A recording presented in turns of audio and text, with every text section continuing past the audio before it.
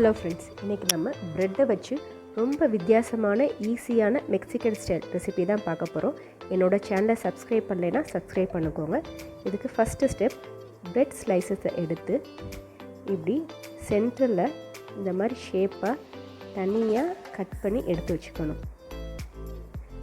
இதே மாதிரி எல்லா ப்ரெட் ஸ்லைசஸ்லையும் கட் பண்ணி எடுத்து வச்சுக்கணும். இன்றைக்கி நான் ஒரு 5 ப்ரெட் ஸ்லைசஸை இப்படி கட் பண்ணி எடுத்து வச்சுருக்கேன். நெக்ஸ்ட்டு எக் மிக்ஸ் ரெடி பண்ணணும். அதுக்கு இன்றைக்கி 2 முட்டையை அடித்து ஊற்றிக்கணும்.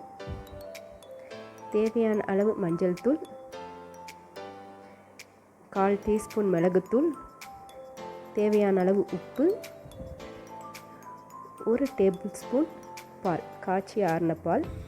அடுத்து வெஜிடபிள்ஸ், ஒரு பெரிய வெங்காயம், ஒரு சின்ன கேரட், முட்டைக்கோஸ், ஒரு தக்காளி. இது எல்லாத்தையும் பொடியாக நறுக்கி வச்சுருக்கேன். எல்லா வெஜிடபிள்ஸையும் நம்ம இதில் ஆட் பண்ணி நல்லா மிக்ஸ் பண்ணிக்கணும்.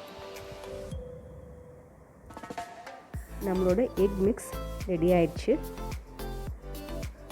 ஒரு பேனில் பட்டர் அப்படி இல்லைன்னா ஆயில் ஊற்றி நம்ம கட் பண்ண ப்ரெட் ஸ்லைசஸையும் போட்டு இப்போ இந்த நடுவில் நம்மளோட எக் மிக்ஸை ஊற்ற போகிறோம். எக் மிக்ஸ் ஊற்றினதுக்கப்புறம் இதுக்கு மேலே சீஸஸ், இது ஆப்ஷனல் தான், சீஸ் இருந்தால் போட்டுக்கலாம். இதுக்கு மேலே நம்ம கட் பண்ண ப்ரெட் ஸ்லைசஸையும் போட்டு நல்லா ப்ரெஸ் பண்ணி விட்டுக்கணும். இதுக்கு மேலே லைட்டாக ஆயில் இல்லைன்னா பட்டரை தடவி விட்டுக்கணும். ஒரு ஃபியூ செகண்ட்ஸ்க்கு அப்புறம் இதை திருப்பி போடணும். இப்போ பார்த்தீங்கன்னா இந்த சைடு நல்லா வெந்திருக்கு.